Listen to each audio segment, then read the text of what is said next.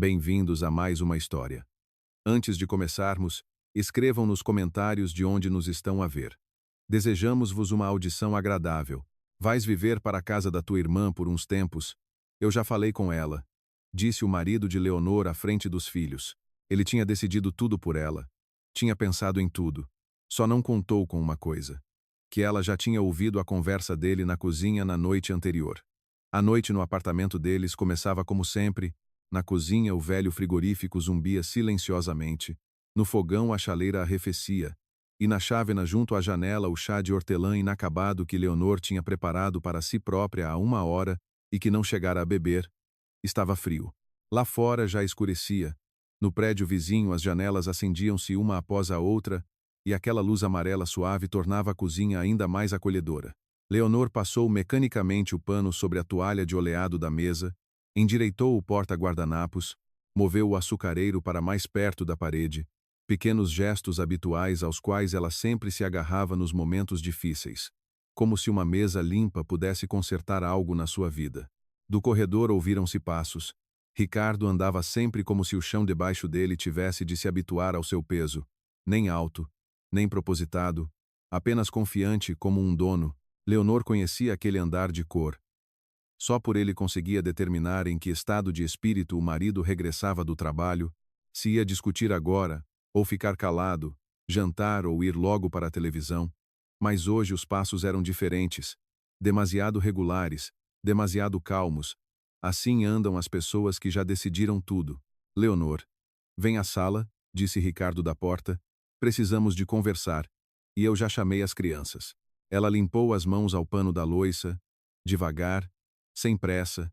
Dentro dela algo se contraiu de forma curta e desagradável. Mas ela manteve o rosto inexpressivo. Nas últimas semanas, Leonor tinha aprendido a segurar o rosto de tal forma que ela própria se surpreendia. Passou pelo marido sem olhar para ele e cruzou silenciosamente a soleira da sala de estar. Na sala, a luz do teto estava acesa, aquela que só acendiam quando vinham visitas ou quando o pai ia dizer algo importante, e no sofá encostado à parede do fundo, lado a lado, como dois alunos prontos para uma apresentação, estavam sentados os seus filhos. Tomás, de 17 anos, ombros já largos, rosto adulto, alheio. Matilde, de 16, com a sua camisola favorita de mangas esticadas, tinha os lábios apertados e olhava para qualquer lado menos para a mãe. Leonor olhou para eles e percebeu tudo imediatamente. Já tinham falado com eles mais do que uma vez. E não fora ontem, tinham-nos preparado. Explicaram-lhes que a mãe se tinha tornado difícil, nervosa, que ela se agarrava ao apartamento por teimosia, que o pai tinha carregado a família toda a vida, e agora tinha o direito de finalmente viver em paz, que a mãe tinha destruído tudo sozinha com as suas birras e descontentamentos constantes. Leonor via isso na forma como Tomás evitava o seu olhar, na forma como Matilde piscava os olhos demasiado depressa, como se estivesse a preparar-se para não sentir pena. As crianças não eram más, estavam trabalhadas, e isso cortava mais fundo do que qualquer ofensa direta. Ricardo passou por ela, parou no meio da sala e cruzou os braços sobre o peito. Estava ali como se aquela sala, aquelas paredes, aqueles filhos e aquela mulher, tudo já estivesse decidido e assinado, e ele estivesse apenas a comunicar a última formalidade. Na mesinha de centro havia uma pasta, cinzenta, discreta, com capa de plástico. Leonor reparou nela assim que entrou. E reparou em mais uma coisa. Encostada à parede, ao lado da estante de livros, estava a sua velha mala de viagem, aquela com a pega gasta com que ela tinha vindo ter com ele depois do casamento, com que tinham ido de férias para o Algarve quando o Tomás tinha 5 anos. Agora aquela mala estava no meio da vida deles como um ultimato mudo. Leonor aproximou-se lentamente dela e quase sorriu. A mala estava vazia, leve. Ricardo nem sequer tinha aberto o armário. Não tinha tirado os vestidos dela.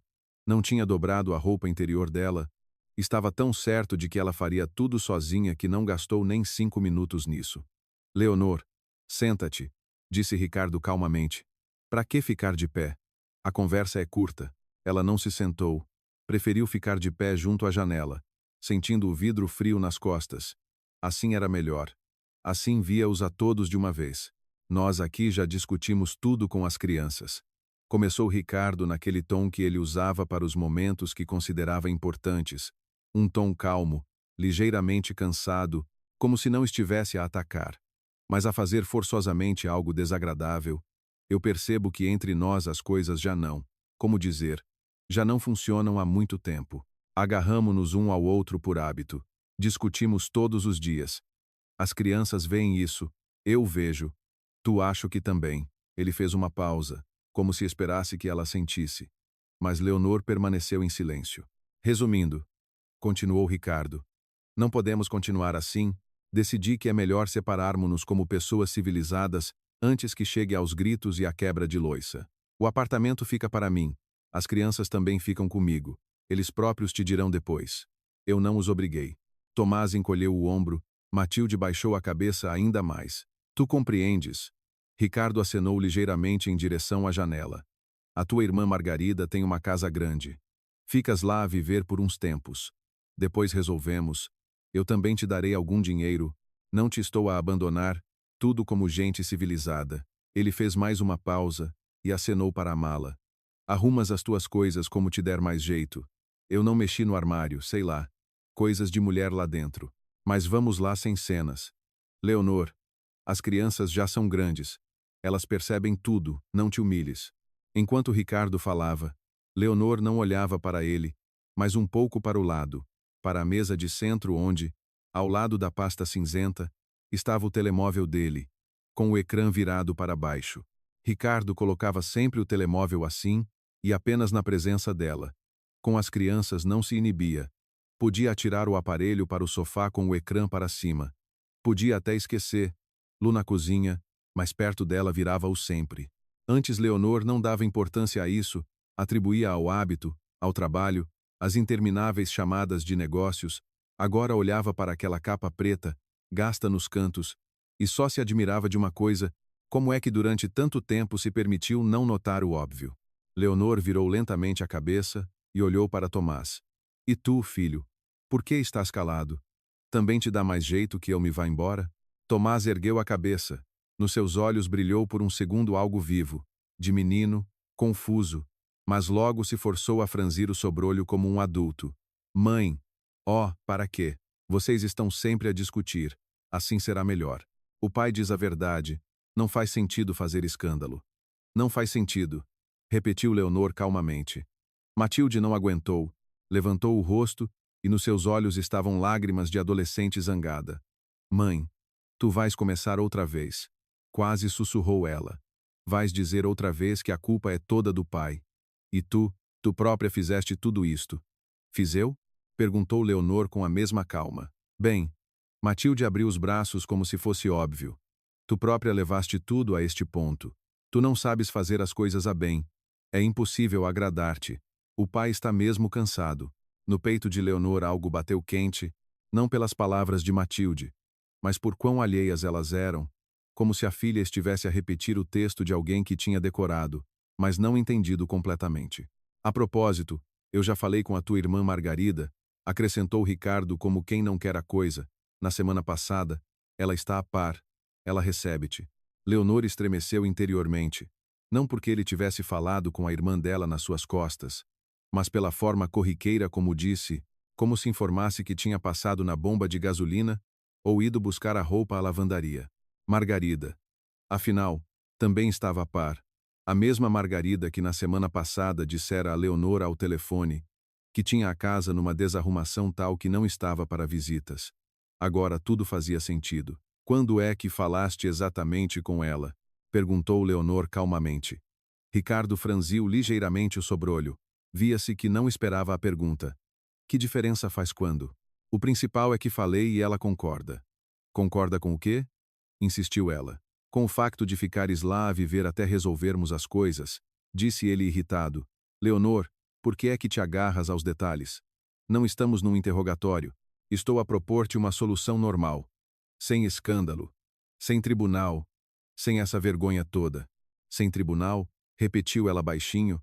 Na sua voz não havia pergunta, apenas um curto eco das próprias palavras dele. Mas Ricardo, por alguma razão, precisamente por causa desse eco, tremeu ligeiramente a sobrancelha. como se tivesse ficado um pouco desconfortável por um segundo, e logo se recompôs. Sem tribunal, disse ele firmemente. Para que tribunal, Leonor? Tu és uma mulher inteligente. Sabes que tribunal são anos, nervos, dinheiro, advogados, essas papeladas. Quem precisa disso? As crianças só vão sofrer. É melhor resolver a bem. Tomás assentiu. Não para Ricardo, mas mais para a própria ideia. A ideia de resolver a bem era-lhe próxima.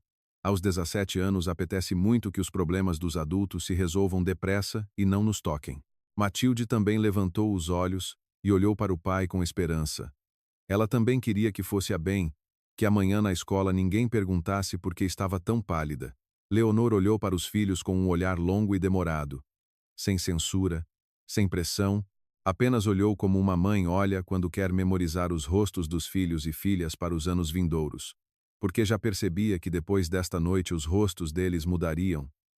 Não imediatamente, não num mês, mas mudariam inevitavelmente, e ela precisava muito de os memorizar assim, confusos, previamente programados, repetindo as palavras do pai que não eram as deles.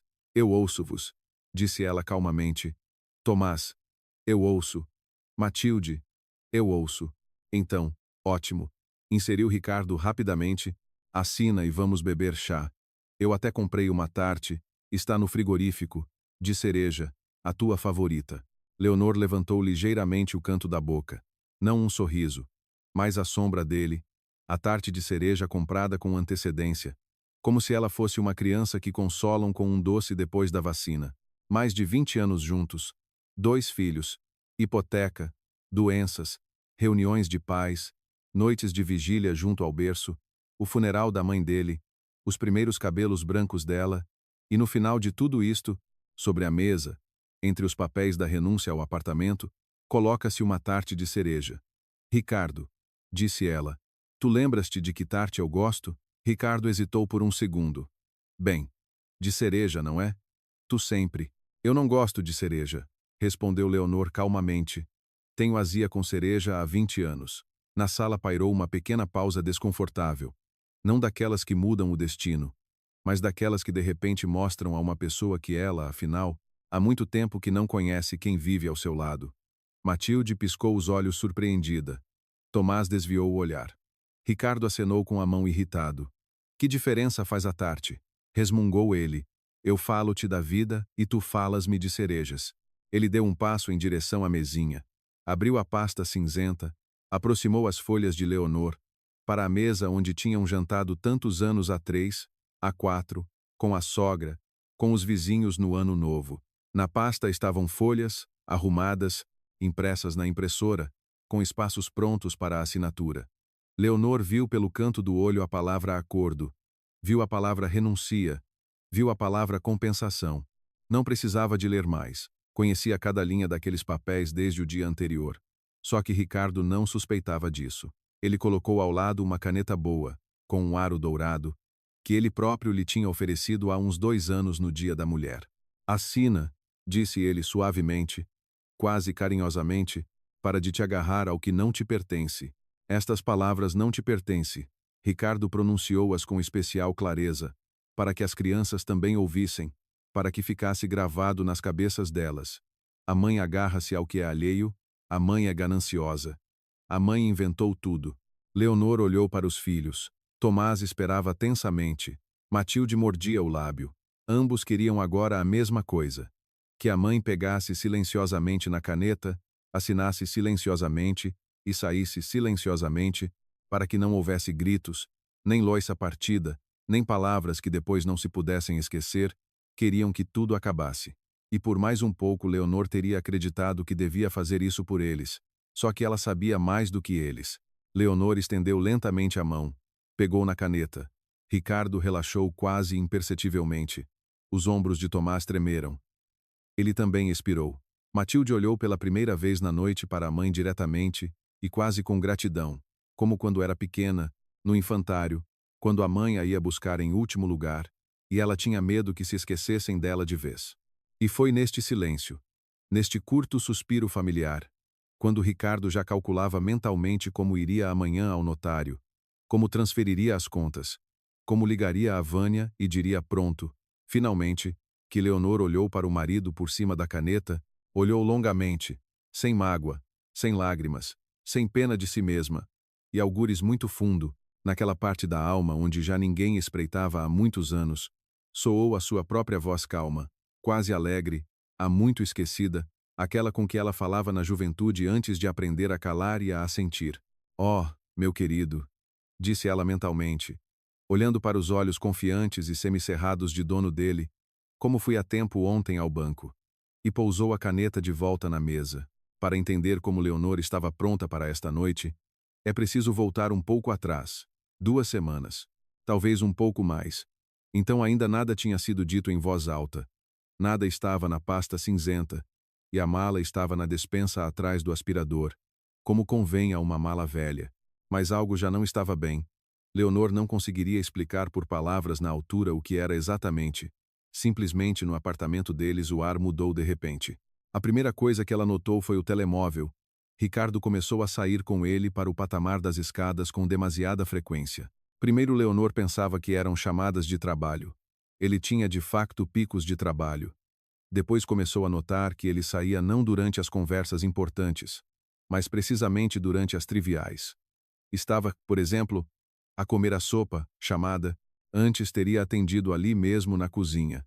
Sem se levantar, perguntaria o que se passava, mas agora pousava a colher, levantava-se, ia para o hall de entrada, calçava os chinelos e fechava cuidadosamente a porta atrás de si e voltava 10 minutos depois com um rosto demasiado inexpressivo. Leonor tentava perguntar, com cuidado, sem pressão. Quem era? Perguntava. Do trabalho, respondia Ricardo. O costume, outra vez a chatear com o relatório. Antes ele gostava de contar, antes as palavras jorravam dele, mas agora era como se tivessem fechado a torneira. O segundo sinal veio de Tomás. O filho aproximou-se dela uma noite na cozinha. Leonor estava a lavar a louça. Tomás vagueava por perto com uma chávena de chá, claramente queria perguntar algo, mas não se decidia. Ela conhecia aquele comportamento dele desde a infância. Quando ele tinha uns 7 anos e queria pedir autorização para dormir em casa de um amigo, ele circulava exatamente da mesma maneira à volta do fogão, mudava as chávenas de sítio e fingia que tinha ido apenas beber água. Mãe, disse ele finalmente, tu tens muito dinheiro na conta? Leonor nem sequer limpou as mãos logo, olhou para o filho por cima do ombro. Tomás, por que essa pergunta de repente? Ah, nada. Encolheu ele os ombros, só perguntei. Tu recebes o ordenado. Tiveste o subsídio de férias. Pensei que talvez tivesses algumas poupanças. Precisas de dinheiro? Perguntou ela calmamente. Diz para quê? Eu dou-te. Não, não preciso. Desviou ele o olhar. Foi só por curiosidade. E foi-se embora com a chávena para o quarto. Leonor ficou com a esponja na mão. Tomás nunca na vida se tinha interessado por dinheiro por curiosidade. Tomás interessava-se por futebol, computadores, e no último ano, por uma rapariga da turma paralela, o dinheiro para ele era algo que simplesmente aparecia na carteira da mãe, quando ele precisava de pagar uma visita de estudo, ele próprio não fazia essas perguntas. Nunca. O terceiro sinal soou de Matilde. A filha foi ter com ela ao quarto no sábado de manhã, subiu para a cama como quando era pequena e começou a conversa de lado, como se não fosse nada. Mãe, diz-me uma coisa. Matilde remexia a ponta do edredão. Se as pessoas já não gostam uma da outra, é melhor separarem-se, não é? Do que sofrerem juntas. Leonor pousou o livro. De quem estás a falar agora? De ninguém. Encolheu Matilde os ombros. Estou a falar em geral. Os pais da Kátia da minha turma divorciaram-se. Ela diz que agora há paz em casa. E antes o pai e a mãe discutiam todas as noites. Às vezes é melhor, não é? Antes que se odeiem definitivamente. Leonor olhou muito tempo para a filha. Matilde não estava a mentir. Matilde nem sequer percebia que estava a ser usada. Estava simplesmente a repetir um pensamento que alguém lhe tinha colocado cuidadosamente na cabeça, e esse alguém não era a Kátia da turma. Matilde, disse Leonor calmamente, tu inventaste isso agora sozinha ou o pai falou disso recentemente? Matilde piscou os olhos demasiado depressa, e logo se virou. O que é que o pai tem a ver com isso? Resmungou ela. Eu estou a falar da Kátia. Percebi. Assentiu Leonor, da Kátia. Não perguntou mais nada. Matilde ainda ficou sentada um pouco, depois escorregou da cama e foi para o seu quarto. Leonor ficou com o livro aberto, onde as linhas já não se moviam há muito tempo. E depois aconteceu aquela noite. Era uma quarta-feira normal. Leonor deitou-se cedo. Estava com dor de cabeça desde manhã. Adormeceu depressa, mas acordou por volta das 2 para beber água. Levantou-se, vestiu o roupão, foi pé ante pé até a cozinha para não acordar a família. Na cozinha, a pequena luz sobre o fogão estava acesa. Ricardo estava sentado à mesa, de costas para a porta, e falava ao telefone. Baixo, muito baixo, como se fala quando se tem a certeza de que ninguém vai ouvir. Ela assina, chegou aos ouvidos de Leonor, estou-te a dizer. Ela assina, eu preparei as crianças. Com o Tomás já está quase. Com a Matilde é mais difícil, mas ela chora um bocadinho a mãe e assina. O principal é que ela não tenha tempo de mexer nas contas. Leonor parou no corredor, sem respirar, estava descalça sobre o linóleo frio. E por alguma razão naquele segundo percebeu pela primeira vez como ele era frio. Não te preocupes, continuava Ricardo.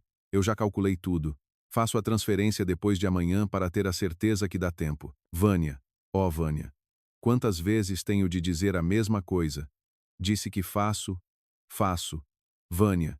Leonor recuou silenciosamente pelo corredor, chegou ao quarto, fechou a porta com cuidado, meteu-se debaixo do edredão, o coração batia regular e rápido, e o mais estranho, ela não chorou, nem uma lágrima, nem um soluço, ficou deitada a olhar para a escuridão do teto, e pela primeira vez em muitos anos, pensou não em como salvar a família, mas em como se proteger.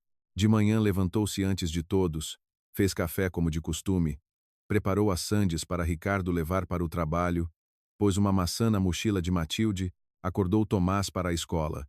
Tudo foi como sempre, só que dentro de Leonor agora funcionava outro mecanismo, calmo, preciso, sem emoções desnecessárias. Ricardo saiu primeiro. Deu-lhe um beijo na têmpora maquinalmente, como fazia nos últimos 3 anos. Disse que a noite se atrasaria. Leonor assentiu. As crianças correram atrás dele. Matilde com a franja despenteada, Tomás com o casaco mal abotoado. A porta bateu. Leonor serviu-se de uma segunda chávena de café, sentou-se à mesa e tirou da mesinha de cabeceira a velha pasta, onde ela e Ricardo guardavam todos os papéis importantes. Certidão de casamento, certidões de nascimento dos filhos, contrato do apartamento, documentos do banco sobre a conta conjunta, procurações antigas que tinham passado um ao outro em tempos, para o que desse e viesse. Ela revirou aquelas folhas devagar, sem pressa, como se visse pela primeira vez a sua própria vida disposta em bolsas de plástico. Às 9 da manhã, Leonor já estava à porta da agência bancária. Era a agência habitual deles, na esquina, num anexo térreo de um prédio residencial, degraus baixos, porta de vidro pesada, a passadeira lá dentro sempre um pouco empoeirada. O cheiro era familiar, café da máquina, papel, o aroma quase imperceptível de ambientadores com que a contabilidade gosta de perfumar o espaço. No balcão havia uma fila de reformados, 2 homens com recibos na mão e uma mulher magrinha com um grande saco de xadrez. Leonor pôs-se atrás deles, endireitou a gola do casaco e ficou à espera. Atrás do balcão trabalhava a dona Amélia. Leonor conhecia-a há muitos anos. Amélia era daquelas mulheres que no banco parecem uma extensão da mobília.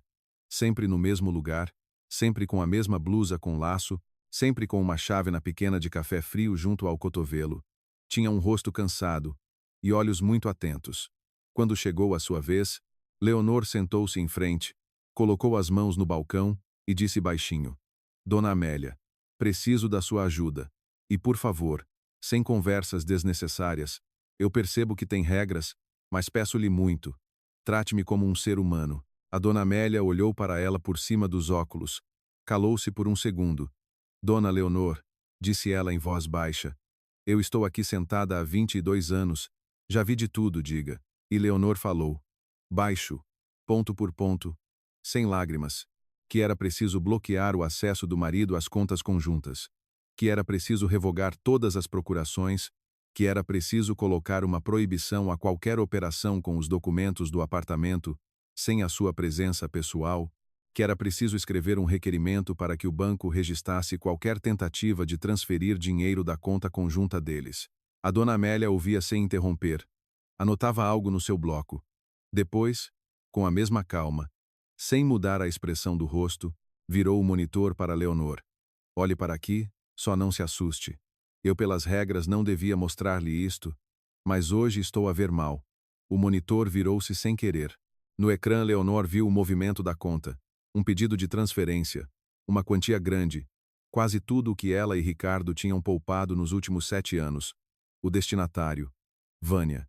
Leonor leu o apelido devagar, letra por letra, para memorizar com exatidão. O pedido tinha sido feito na noite anterior, agendado para depois de amanhã. Depois de amanhã. Exatamente como Ricardo tinha dito então ao telefone durante a noite. Leonor expirou lentamente.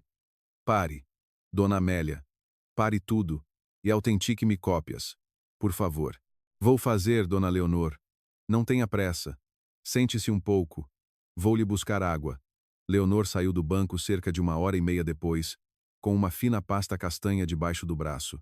Lá dentro estava tudo o que era preciso. A confirmação dos bloqueios, as revogações das procurações, a impressão autenticada daquela tentativa de transferência, o nome da destinatária, a quantia, a data.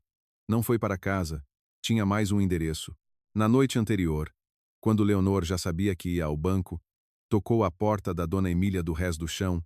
Era uma vizinha velhinha, solitária, tranquila, que trabalhara toda a vida num cartório notarial como secretária. Leonor em tempos levava-lhe medicamentos da farmácia e desde então falavam como vizinhas.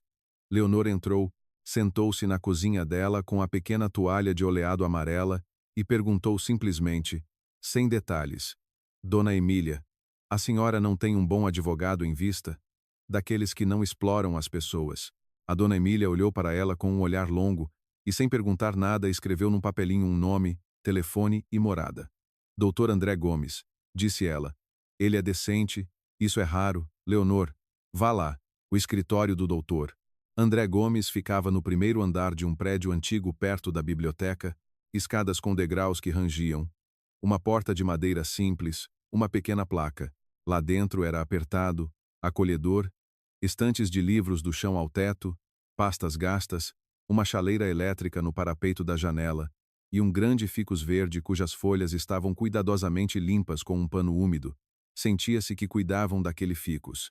O doutor André Gomes revelou-se um homem de cerca de 60 anos, grisalho, com uma camisola de malha simples. Tinha olhos cansados, aqueles que as pessoas que viram demasiadas vezes parentes traírem parentes têm. Ele não saltou para receber a cliente, não foi subserviente, não começou com conversa sobre o tempo, apenas acenou para a cadeira em frente. Sente-se. Quer chá? Se puder ser, disse Leonor baixinho. Ele serviu-lhe chá numa chávena branca simples, colocou ao lado um pires com 2 bolachas, e só então disse: Conte. Leonor contou. Sem soluços, sem longas digressões sobre a juventude quando ela e Ricardo eram diferentes. Falou secamente. O que ouviu, o que viu, o que fez no banco, colocou a pasta à frente do advogado. O doutor, André pôs os óculos e começou a ver os papéis. Devagar, atentamente. Por vezes anotava algo a lápis numa folha separada. Por vezes murmurava algo baixinho, sem comentar. Quando acabou de ler, tirou os óculos, esfregou a cana do nariz e olhou diretamente para Leonor. Dona Leonor, disse ele. Eu não lhe vou prometer mundos e fundos. Não gosto disso, mas digo-lhe isto. A senhora hoje fez o que muitas mulheres nunca fazem. Olhou a verdade nos olhos e não correu a justificar o marido. Isso é metade do caminho. E a segunda metade? Perguntou ela baixinho. A segunda metade é não ceder. Hoje vai voltar para casa e muito provavelmente em breve o seu marido vai chamar lá para uma conversa séria. Talvez hoje, talvez amanhã. Ele vai tentar colocar lá diante do facto consumado, vai fazer-lo à frente dos filhos. Fazem isso quando querem que a pessoa fique confusa e assine sem olhar. Leonor assentiu lentamente. Ela já sabia que seria assim. Quase via aquela sala de estar, aquela luz do teto, aquela mala vazia que ainda não estava encostada à parede. O que devo fazer? Perguntou ela. Não assinar nada, disse o doutor. André calmamente. Deixe-o falar. Deixe as crianças ouvirem. Deixe-o expor as suas cartas. Quanto mais ele disser em voz alta, melhor. E quando começar a pressionar, ligue-me a qualquer hora. Mesmo de noite, eu atendo. Ele empurrou o seu cartão de visita para ela. Simples, sem dourados, sem floreados. Letra preta sobre cartão branco. Leonor pegou nele com cuidado, com 2 dedos, e colocou-o no bolso interior da mão. Ele olhou para ela calmamente. Dona Leonor, a sua família já está a ser destruída. Não por si, agora é preciso defender-se. Isto não é vingança. É autopreservação. Ela saiu do escritório para a rua. Estava um dia cinzento, baixo, cheirava a asfalto molhado e folhas caídas. Leonor foi para casa a pé, sem pressa. Dentro dela estava estranhamente calmo. Não alegre, não. Apenas calmo. Como acontece depois de uma conversa longa e difícil consigo mesma, quando finalmente se toma uma decisão e não se olha mais para trás. Leonor voltou para casa por volta das 5, não deixou a pasta com os papéis do banco na mala. Mudou-a para um saco opaco e guardou o saco no armário debaixo da máquina de costura, onde Ricardo não espreitava há 10 anos. Depois fez o jantar. Estendeu a massa para uns pastéis, lavou o chão do corredor, fez tudo o que costuma fazer em casa à noite, e com esses movimentos habituais, foi acalmando as mãos para que à noite elas não a traíssem. Ricardo voltou por volta das 7h30, passou por ela no corredor de forma demasiado direita, não perguntou o que era o jantar. Não tirou os sapatos logo como de costume. Primeiro foi ao quarto, depois chamou os filhos, depois a ela.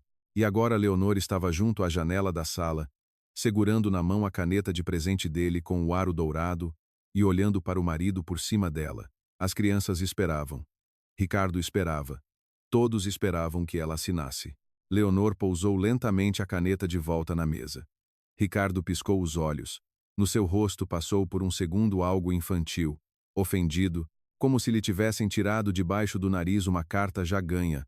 Tomás ficou tenso, endireitou as costas. Matilde imobilizou-se com a boca entreaberta. Leonor, o que é que tens? Ricardo esforçou-se para que a voz soasse uniforme, mas nela já deslizava a irritação. Nós combinamos. Assina. Ricardo, disse Leonor baixinho. Tão baixo que na sala todos tiveram de se aproximar para ouvir. E aos teus filhos disseste que hoje de manhã o teu cartão já não funcionava? Na sala pairou um silêncio estranho.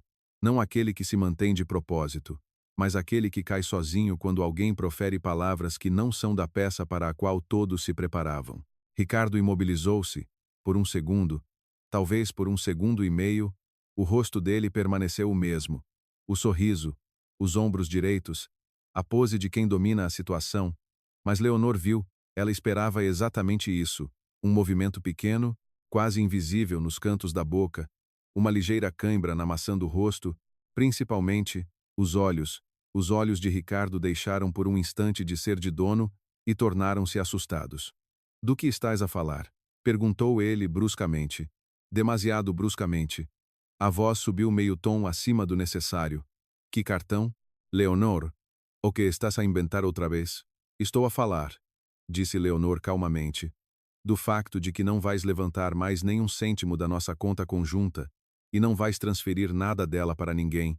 Eu bloqueei tudo ontem. Tomás virou lentamente a cabeça para o pai. Matilde também olhou para Ricardo pela primeira vez em toda a noite, não com a compaixão preparada de antemão, mas com aquela simples curiosidade infantil com que se olha para um adulto quando se sente que algo não bate certo. Ricardo tentou rir-se. O riso saiu mal, curto, seco, como tosse.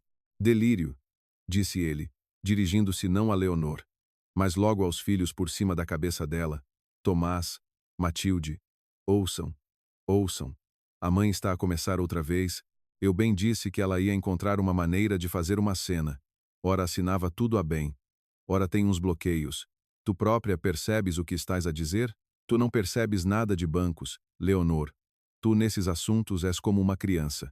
Antes estas palavras como uma criança funcionavam infalivelmente. Antes significavam que a conversa estava terminada, que Leonor devia encolher-se, baixar os olhos, talvez sorrir culpada. Hoje ela não se encolheu. Inclinou-se para a mala que estava aos seus pés e tirou calmamente de lá a fina pasta castanha. A tal, colocou-a ao lado da pasta cinzenta de Ricardo. Em silêncio, ficou bonito, 2 pastas, uma dele com os papéis prontos onde Leonor supostamente renuncia voluntariamente à sua parte, a outra dela com as impressões do banco, como 2 baralhos de cartas na mesa. Isto é o quê? Ricardo acenou para a pasta dela, a voz ainda mantinha o desprezo, mas as mãos já o traíam, ele fechou ligeiramente o punho. Abre e vê, disse Leonor calmamente. Matilde foi a primeira a inclinar-se para a frente. A rapariga não aguentou. Inclinou-se. Puxou a folha de cima. Leonor não a impediu. Matilde começou a ler, mexendo os lábios. Os olhos corriam pelas linhas. O rosto empalideceu. Pai, disse ela baixinho. Matilde, não olhes para isso, disse Ricardo rapidamente. Isso é fantasia dela. Ela própria imprimiu tudo isso. Tem algum conhecido num banco qualquer que lhe arranjou uns papéis. Dá cá. Eu rasgo, e esquecemos. Ele estendeu a mão para a folha, mas Tomás de repente, bruscamente, quase grosseiramente, arrebatou o papel das mãos da irmã. Tomás sempre foi parecido com o pai nos movimentos, e agora repetiu o gesto paterno. Agarrar, afirmar, arrebatar, só que nas mãos dele aquele gesto funcionava contra o pai. Tomás começou a ler. Primeiro depressa, com desprezo, procurando um erro. Quanto mais lia, mais devagar se moviam os seus olhos. Quanto mais devagar se moviam, mais silêncio se fazia na sala. Pai, disse Tomás em voz baixa, sem levantar os olhos, e este apelido aqui, o que é? Vânia.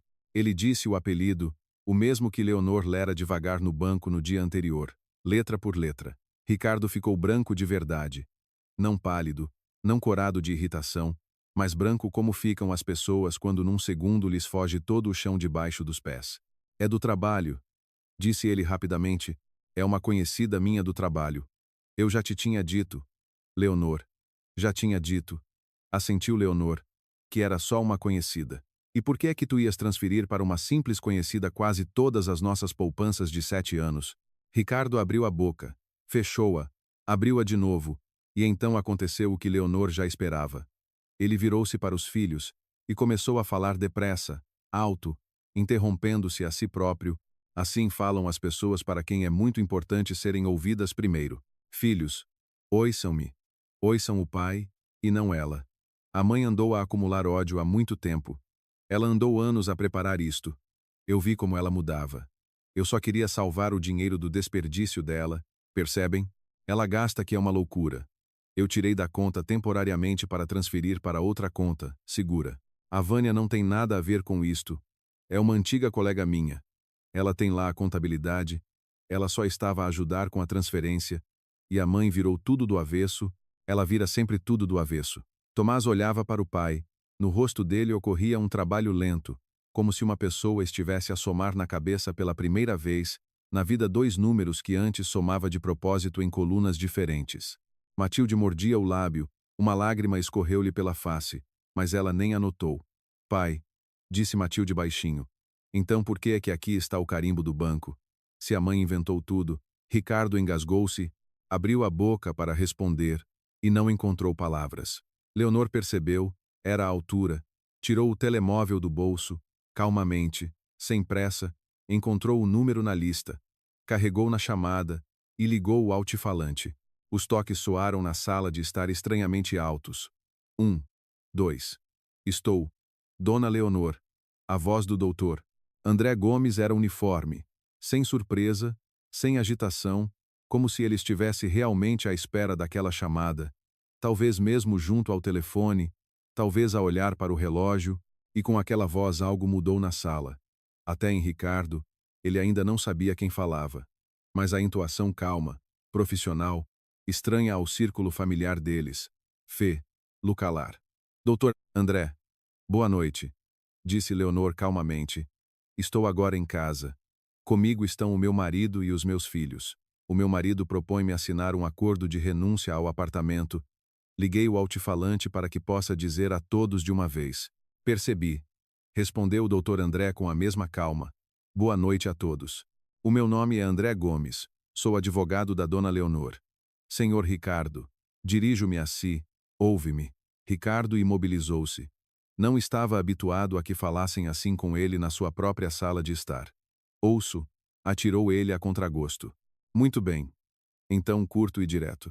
Primeiro, a dona Leonor não deve assinar nada hoje, nenhuns papéis. Se tentar pressioná-la à frente dos filhos, isso será registrado como coação. Segundo, o senhor tem em mãos, tanto quanto sei, procurações antigas que a esposa lhe passou em tempos. Essas procurações foram revogadas ontem de manhã. Qualquer tentativa de as usar é um crime separado, e eu desaconselho vivamente. Terceiro, a tentativa de transferência de fundos da conta familiar conjunta para a conta de terceiros está registrada e autenticada pelo banco. Quarto, se tentar tirar coisas da esposa do apartamento, mudar fechaduras, cortar-lhe o acesso ou de alguma forma expulsar a mãe na presença de filhos menores, a polícia virá. Eu pessoalmente tratarei disso. Quinto e mais importante, para as crianças, o doutor. André fez uma curta pausa. Não de propósito, apenas para respirar. Tomás, Matilde. Dirijo-me agora a vocês. Ambos são menores e é importante para mim que ouçam corretamente. Este apartamento não é propriedade apenas do vosso pai. Nenhuma parte. A vossa mãe tem uma parte legal neste apartamento. Ela tem documentos que comprovam o investimento dela. E há, a propósito, mais alguns papéis que o vosso pai, segundo os nossos dados, não vos mostrou nem a vocês nem a ela. Penso que teremos uma conversa sobre eles mais tarde. Agora peço, não pressionem a mãe. Não tenham pressa. Se algo não vos for claro, podem ligar-me a qualquer hora. Eu apresento-me, explico, combinado. Tomás não respondeu. Matilde também não. Mas nenhum deles objetou. Ricardo estava no meio da sala a tentar manter no rosto a expressão "está tudo sob controlo", mas não conseguia. O que é esta iniciativa? Resmungou ele. Que advogado é este? Leonor, tu estás completamente. Senhor Ricardo. Interrompeu-o o doutor. André, e com este senhor Ricardo, dito sem raiva, sem desprezo, apenas o nome com o título. Ricardo por alguma razão calou-se. Eu dirijo-me a si com respeito. Por isso digo diretamente, a sua esposa tem agora em mãos documentos suficientes para que tudo isto acabe muito mal para si. Se concordar em resolver a questão de forma civilizada, sem transferências a favor de terceiros, sem pressão sobre as crianças, sem papéis escondidos, sentamo-nos à mesa. Se continuar no espírito em que começou esta noite, conversaremos noutro lugar. A escolha é sua. Pense. Obrigada, doutor. André, disse Leonor baixinho. Eu ligo-lhe mais tarde. Estou ao dispor. Dona Leonor. A qualquer hora. Ela desligou a chamada, pousou o telemóvel com o ecrã para cima. Ricardo olhava para aquele telemóvel como para uma granada a qual tinham acabado de tirar a cavilha. Matilde chorava baixinho, virada para a parede para ninguém ver. Tomás estava sentado de cabeça baixa e passava o dedo lentamente pela borda daquela folha do banco. Na sala não havia vitória, não havia triunfo, não havia eu bem te disse. Leonor propositadamente não disse nem uma palavra a mais, esperava o que eles fariam. Ricardo foi o primeiro a recuperar, tentou recompor-se, endireitou os ombros, deu um passo em direção à mesa. Devolve os papéis, resmungou ele. São os meus papéis. Ele agarrou na sua pasta cinzenta. Não na de Leonor, na sua. A pasta fina com as impressões do banco ele não tocou. Aparentemente, mesmo naquele momento algo estalou dentro dele, e ele percebeu que aqueles papéis já não eram dele. Tomás, disse Ricardo alto. Filho, vem comigo. A mãe agora vai te dar a volta à cabeça. Não ouças. Vem.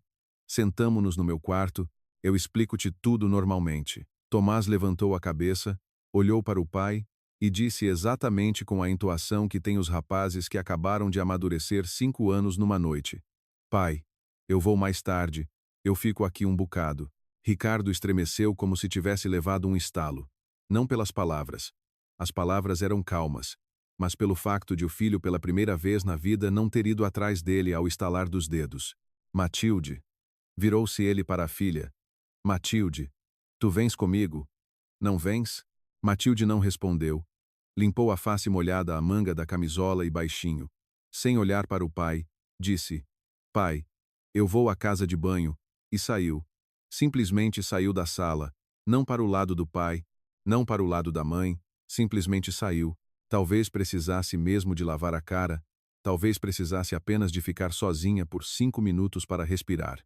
Ricardo ficou sozinho com a pasta cinzenta nas mãos, sem vitória. Tentou mais uma vez, virou-se para Leonor, olhou para ela com um olhar longo e pesado.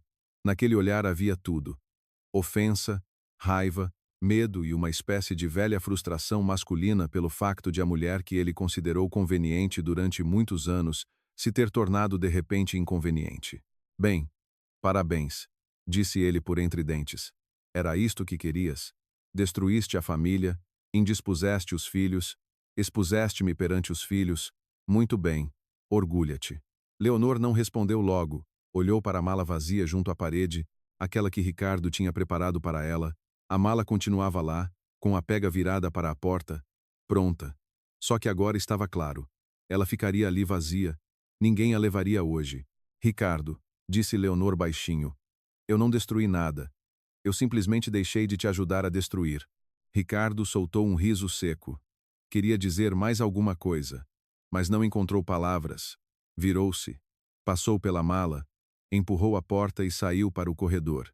1 minuto depois, a porta da entrada bateu no hall, não alto, baixinho, como se a pessoa ainda esperasse que a parassem, pedissem para voltar, para repensar tudo, mas ninguém parou. Na sala ficaram Leonor e Tomás. Matilde estava atrás da parede. Ouvia-se a água a correr baixinho na casa de banho. Tomás ficou muito tempo calado. Depois, sem levantar a cabeça, disse: Mãe. Sim. Tomás. Ele queria mesmo dar-lhe todo o nosso dinheiro? Leonor calou-se. Não porque não soubesse o que responder, mas porque percebia que cada palavra agora ficaria no filho para toda a vida. Tomás. Eu não sei o que ele queria na cabeça dele, mas no banco está um documento, e nesse documento não está o meu nome nem o teu. Tomás assentiu uma vez, devagar. Depois levantou-se do sofá, desajeitado como um velhote. Passou pela mãe para o corredor. Sem a abraçar, sem dizer mais nada, do quarto dele ouviu-se o clique curto da porta a fechar. Leonor ficou sozinha na sala de estar. Na mesa estavam 2 pastas, no chão estava a mala vazia. Da cozinha chegava o cheiro quase imperceptível. Esquecido, há muito arrefecido do chá de hortelã. Ela aproximou-se da mala, inclinou-se e passou lentamente a palma da mão pela sua pega gasta, aquela com que em tempos tinha vindo ter com Ricardo depois do casamento, e depois levantou a mala, levou-a de volta para a despensa e colocou-a atrás do aspirador, no seu lugar. Os primeiros dias depois daquela noite arrastaram-se estranhamente. No apartamento era como se alguém tivesse mudado o ar. Tornou-se mais silencioso e pesado, como acontece numa casa onde alguém esteve doente recentemente. Ricardo mudou-se, não imediatamente, não teatralmente, sem gritos nem quebra de loiça. Simplesmente numa manhã arrumou 2 grandes sacos de desporto, levou a máquina de barbear, o portátil, a caneca favorita com a inscrição Melhor Pai, ficou 1 minuto à porta, olhou para Tomás, para Matilde, não lhes disse nada e saiu. A porta fechou-se silenciosamente atrás dele, e com essa porta silenciosa o apartamento ficou ainda mais silencioso. Tomás quase não falava com a mãe. De manhã dizia olá. À noite, boa noite. Às vezes obrigado pelo prato. E pronto. Sentava-se no quarto dele, jogava com os auscultadores, ia para a escola, voltava, comia, ia outra vez para o quarto. Quando Leonor tentou uma vez bater-lhe a porta com cuidado à noite com uma chávena de chá, Tomás não abriu. Disse através da porta que estava cansado, que queria dormir. Leonor não insistiu, colocou a chávena à porta no pequeno tapete e foi-se embora para o seu quarto. De manhã a chávena estava na cozinha, lavada. Matilde estava diferente. Matilde chorava não alto, não para mostrar, mas pelos cantos, na casa de banho, no seu quarto debaixo do edredão. Às vezes à noite na varanda, quando pensava que a mãe não ouvia, Leonor ouvia, o coração apertava-se-lhe, mas ela lembrava-se do que o Dr. André lhe tinha dito. Não tire a verdade dos filhos à força. Deles. Tempo para comparar as palavras com as ações. E Leonor dava tempo. Lavava as camisolas de Matilde, passava a ferro a roupa da escola, deixava na mesa a sandes favorita dela com queijo e tomate e não fazia perguntas. Ricardo, entretanto, não desistia. Ligava aos filhos frequentemente, várias vezes ao dia. A Tomás ligava de forma curta, a homem. Discutia temas neutros, o carro, futebol, a escola. A Matilde ligava mais longamente, com sentimento. Matilde geralmente falava com o pai em altifalante, ou por hábito, ou porque naquela altura estava a pintar as unhas ou a ver o telemóvel com a outra mão. A porta do quarto dela ficava frequentemente entreaberta e Leonor, passando pelo corredor com roupa ou com uma pilha de louça, às vezes ouvia involuntariamente pedaços dessas conversas. Matilde, tenta perceber.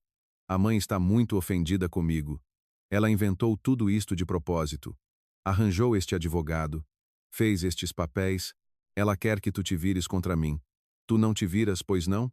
Tu és a minha filha. Pai, eu não me viro. E então por que não vens cá? Estou à tua espera. Tenho aqui uma vista bonita da janela. Eu mostrei-te. Vem, bebemos chá, conversamos. Pai, não sei. E Matilde desligava o telefone e ficava muito tempo sentada em silêncio na cozinha, mexendo com a colher a papa fria.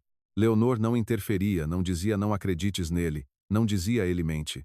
Uma vez, quando Matilde levantou os olhos do telefone e olhou para a mãe com um olhar pesado de adolescente, Leonor apenas disse: Matilde, vai se quiseres.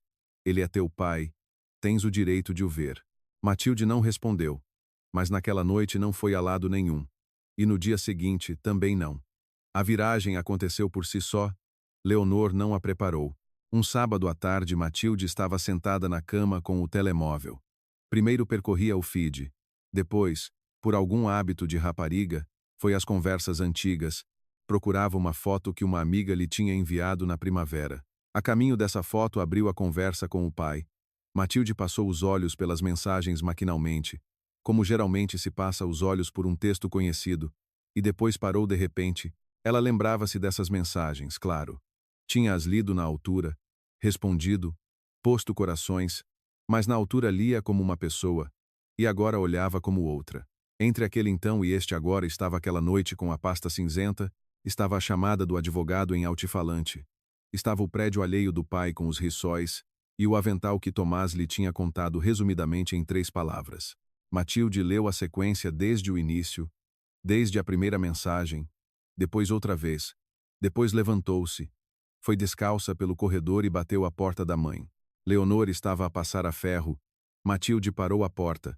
O rosto dela estava indeciso, pálido, muito infantil, como quando tinha 8 anos, e vinha confessar que tinha partido a chávena favorita. Mãe, disse Matilde, olha mais uma vez. Eu já não te mostro mais isto.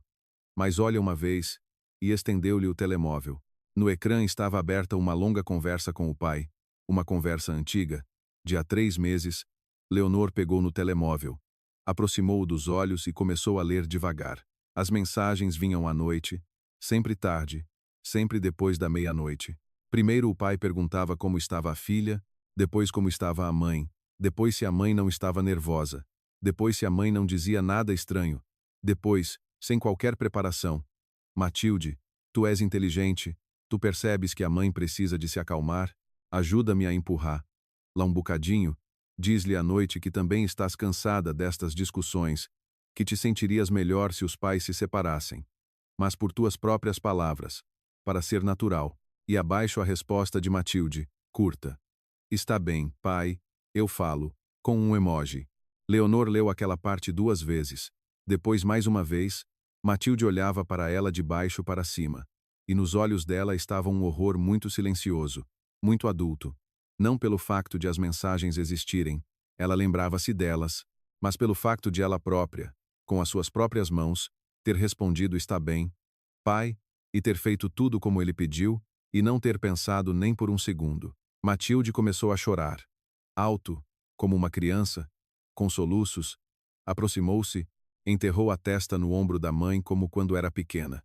Leonor colocou cuidadosamente a mão na nuca dela. Não a apertou, não pressionou, apenas colocou e afagou devagar o cabelo. Para lá e para cá, para lá e para cá. Tomás descobriu o que tinha a descobrir de outra forma, sem conversas de telemóvel. 2 semanas depois daquela noite, Ricardo ligou-lhe e chamou-o para ver um jogo qualquer. Tipo, tenho saudades. Filho, vem, sentamo-nos a homem. Tomás aceitou. O nome Vânia, ele lembrava-se claro. Tinha soado então na sala de estar e o advogado depois tinha o repetido. Mas Ricardo desde então insistia com os filhos na mesma tecla. Vânia é uma antiga colega, não tem nenhuma mulher, vive sozinho, alugou um tum até as coisas acalmarem. Tomás, como Matilde, queria acreditar nisso pela metade, foi a morada que o pai deu. A morada era desconhecida. Não era o apartamento de solteiro que Ricardo descrevia aos filhos. Era uma casa alheia e bem cuidada. Um prédio alheio, um tapete alheio à porta. A porta foi aberta por uma mulher, não jovem, não uma beldade, uma mulher comum de cerca de 50 anos, de avental, com um pano de cozinha nas mãos, e essa mulher, ao ver Tomás, disse muito calorosamente, de forma caseira: "Ó, Tomás, entra. O pai está na sala. Eu acabei de pôr uns rissóis a fritar. Tu gostas." Tomás não lhe disse nada. Foi para a sala, ficou lá um minuto, depois virou costas e foi-se embora.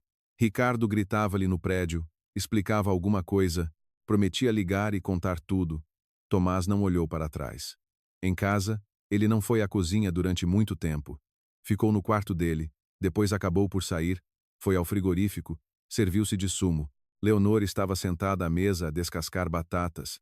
Não levantou os olhos, não perguntou como tinha sido a noite. Tomás ficou junto à janela com o copo, depois disse baixinho, sem olhar para a mãe: "Mãe, sim, Tomás, ele vive com ela, com essa Vânia, ela tem uma casa. Ela pôs rissóis para mim." Leonor continuava a descascar batatas. Só os dedos dela pararam por um segundo e depois recomeçaram a trabalhar regularmente. "Eu sei, filho." Tomás ficou calado ainda muito tempo. Depois disse ainda mais baixo: "Mãe, perdoa-me." Leonor pousou então a faca. Limpou as mãos ao pano.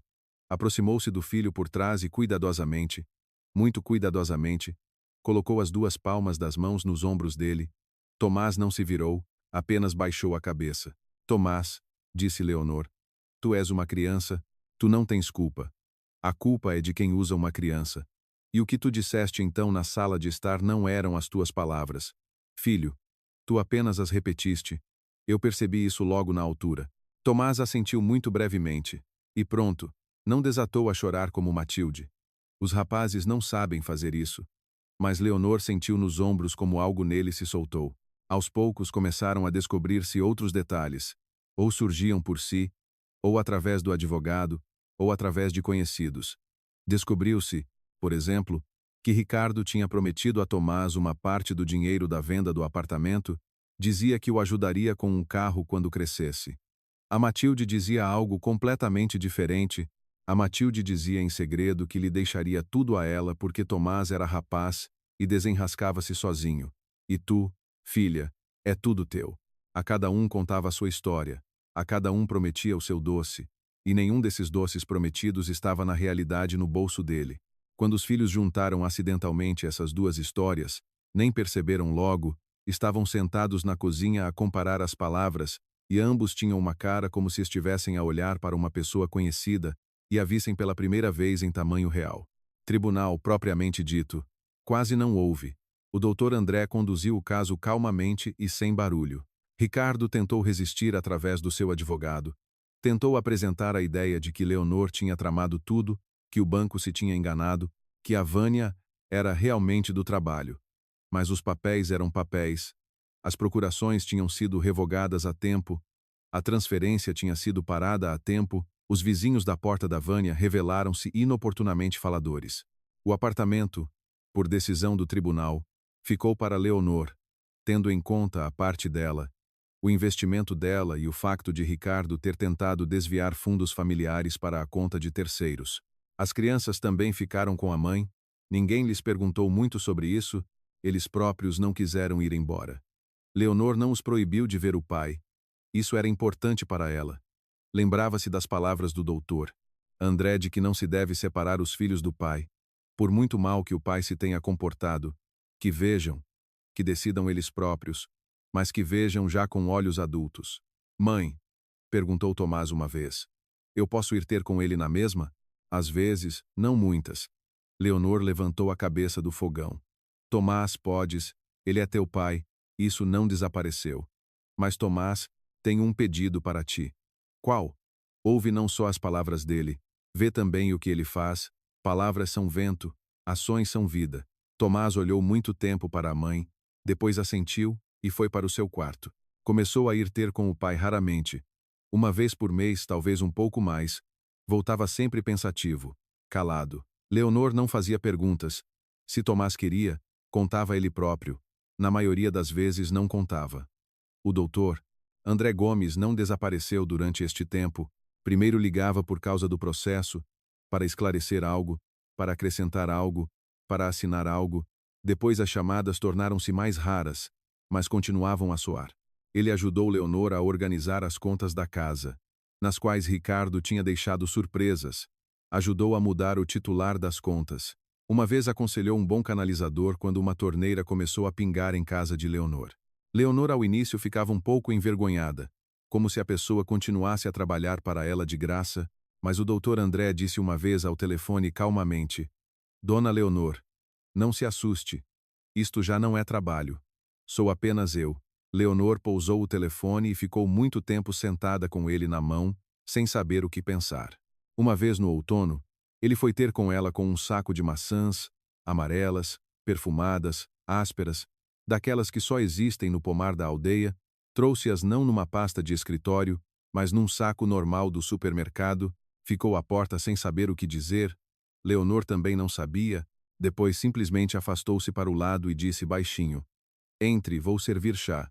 Ele entrou. Sentou-se àquela mesma mesa da cozinha onde antes se sentava Ricardo. Leonor serviu o chá numa chávena branca simples.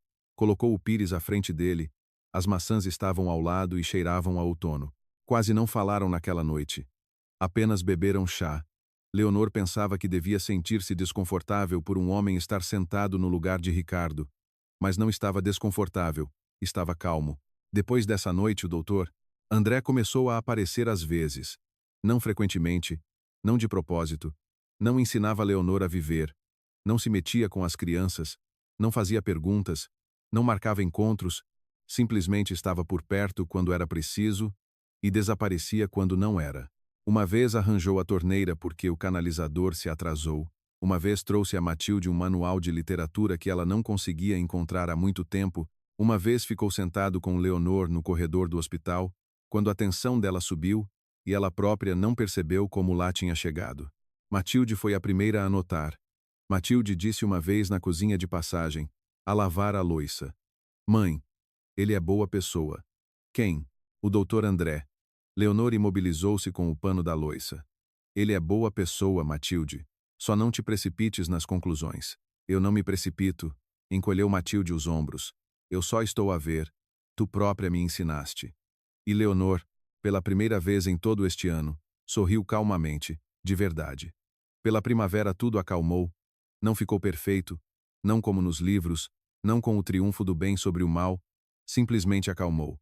Ricardo ficou a viver em casa da Vânia. Às vezes ligava a Tomás, mais raramente a Matilde. A Vânia, como se veio a descobrir com o tempo, também não se revelou tão dedicada como parecia a Ricardo no início, sem dinheiro, sem apartamento e sem grandes planos. Ele tornou-se rapidamente desinteressante para ela. Mas essa já não era a história de Leonor, era a história dele, e agora era ele que tinha de viver nela. Tomás preparava-se para o final do secundário. Começou a ajudar Leonor em casa sem ser preciso lembrar. Despejava o lixo, arranjava uma tomada, aparafusava uma prateleira que estava pendurada num só prego há anos. Matilde ria-se outra vez alto. Como antes, às vezes ela e a mãe ficavam horas sentadas na cozinha a ver fotografias antigas, e Matilde, olhando para uma foto de Ricardo com ela ao colo, disse uma vez pensativa: Mãe, eu gosto dele na mesma, só que de outra maneira agora, de longe. É normal, Matilde, respondeu Leonor calmamente. Pode-se gostar de longe, às vezes até é mais honesto. Uma noite de maio, Leonor estava sentada na cozinha sozinha. Tomás tinha ido à casa de um amigo, Matilde a uma atividade. Lá fora escurecia lentamente, na janela em frente, acenderam-se luzes amarelas quentes, e delas caía sobre a cozinha aquela luz suave que Leonor tanto gostava noutros tempos. À sua frente estava uma chávena de chá de hortelã, não arrefecida, não esquecida, quente, fresca, preparada para si própria. No hall de entrada, o aspirador estava no seu lugar. a mala atrás dele na despensa, vazia, esquecida, sem importância. Na mesa estava uma fina pasta castanha com alguns papéis de Leonor, atestados, extratos, pequenas coisas da casa, não cinzenta, não aquela que em tempos estivera ali com Ricardo, a sua. Leonor bebeu um gole de chá lentamente e de repente percebeu uma coisa simples. Ela pela primeira vez em muitos anos não esperava os passos de ninguém no corredor, não apurava o ouvido, não ficava tensa, não tentava adivinhar o estado de espírito. Ninguém ia entrar agora e dizer-lhe para fazer as malas. Ninguém ia colocar à sua frente uma pasta com papéis impressos com antecedência, ninguém lhe ia chamar criança e explicar que ela não percebia nada. Naquele silêncio era estranho, ao início até um pouco assustador, e depois calmo, tão calmo como só acontece quando uma pessoa finalmente regressa à casa, a si mesma, e algures muito fundo, naquela parte da alma onde Leonor antes tinha medo de espreitar. Aquela mesma voz de rapariga, calma e esquecida, a que em tempos tinha falado na sala de estar sobre o banco, disse-lhe agora curta e simplesmente: "Pronto, minha querida, estás em casa." Se gostaram desta história, partilhem-na com os vossos amigos e familiares, e não se esqueçam de deixar um gosto se apreciaram o conteúdo.